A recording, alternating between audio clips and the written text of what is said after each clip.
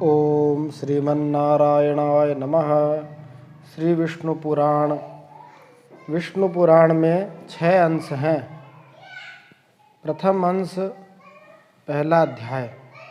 नारायणं नमस्कृत्य नरं चैव नरोत्तमं देवीं सरस्वतीं व्यासं ततो जयमुदीरयेत्।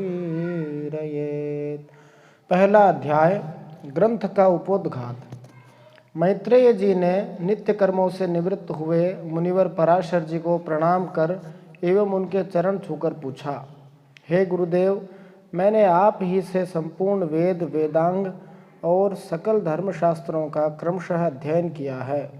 हे मुनिश्रेष्ठ, आपकी कृपा से ही मेरे विपक्षी भी मेरे लिए यह नहीं कह सकेंगे कि मैंने संपूर्ण शास्त्रों के अभ्यास में परिश्रम नहीं किया है।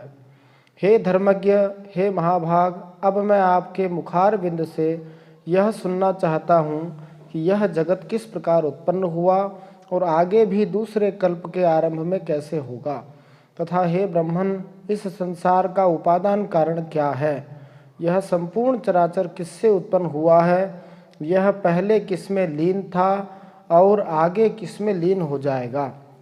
इसके अतिरिक्त आकाश आदि भूतों का परिमाण, समुद्र, पर्वत तथा देवता आदि की उत्पत्ति, पृथ्वी का अधिष्ठान और सूर्य आदि का परिमाण तथा उनका आधार, देवता आदि के वंश, मनु, मनवंतर, बार बार आने वाले चारों युगों में विभक्त कल्प और कल्प के विभाग, प्रलय का स्वरूप, युगों के पृथक पृथक संपूर्ण धर्म, देवर्षि और राजर्षियों के चरित्र, श्री व्यास जी कृत वैदिक शाखाओं की यथावत रचना तथा ब्राह्मणादि वर्ण और ब्रह्मचर्य आदि आश्रमों के धर्म, ये सब हे महामुनि शक्तिनंदन मैं आपसे सुनना चाहता हूँ।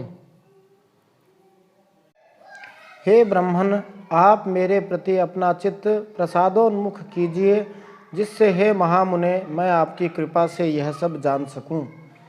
श्री पराशर जी बोले, हे धर्मज्ञ मैत्रेय, मेरे पिताजी के पिता श्री वशिष्ठ जी ने जिसका वर्णन किया था, उस पूर्व प्रसंग का तुमने मुझे अच्छा स्मरण कराया, इसके लिए तुम धन्यवाद के पात्र हो। हे मैत्रेय, जब मैंने सुना कि पिताजी को विश्वामित्र की प्रेरणा से राक्षस ने खा लिया है, तो मुझको बड़ा भारी क्रोध हुआ।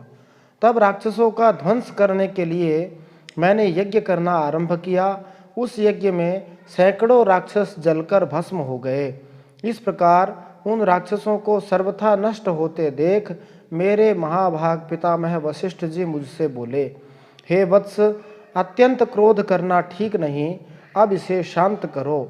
राक्षसों का कुछ भी अपराध नहीं है, तुम्हारे पिता के लिए तो ऐसा ही होना था। क्रोध तो मूर्खों का ही हुआ करता है, विचारवानों को भला कैसे हो सकता है। भैया, भला कौन किसी को मारता है, पुरुष स्वयं ही अपने किए का फल भोगता है।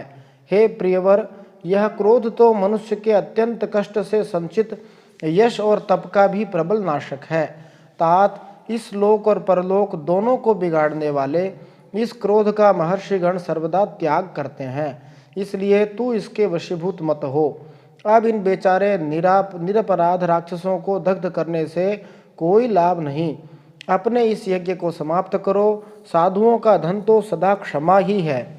महात्मा दादाजी के इस प्रकार समझाने पर उनकी बातों के गौरव का विचार करके मैंने वह यज्ञ समाप्त कर दिया। इससे मुनिश्रेष्ठ भगवान वशिष्ठ जी बहुत प्रसन्न हुए। उसी समय ब्रह्मा जी के पुत्र पुलस्त जी वहां आए। हे मैत्रेय, पितामह वशिष्ठ जी ने उन्हें अर्घ्य दिया।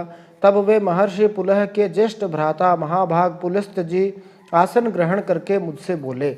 पुलस्त जी बोले, तुमने चित्त में बड़ा वैरभाव रहने पर भी अपने बड़े बूढ़े वशिष्ठ जी के कहने से क्षमा स्वीकार की है, इसलिए तुम संपूर्ण शास्त्रों के ज्ञाता होगे। हे महाभाग, अत्यंत क्रोधित होने पर भी तुमने मेरी संतान का सर्वथा मूलोच्छेद नहीं किया, अतः मैं तुम्हें एक और उत्तम वर देता हूँ।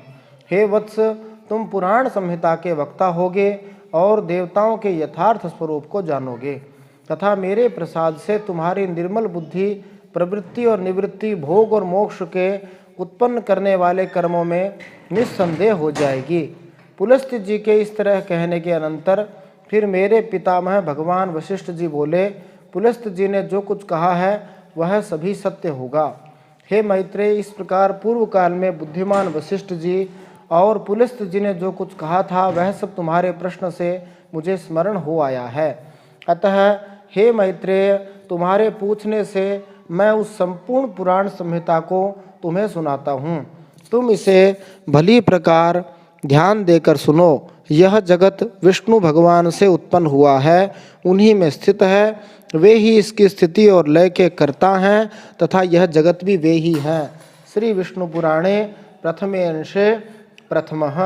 आगे दूसरे अध्याय का ऑडियो डाला जाएगा। जय श्री हरि।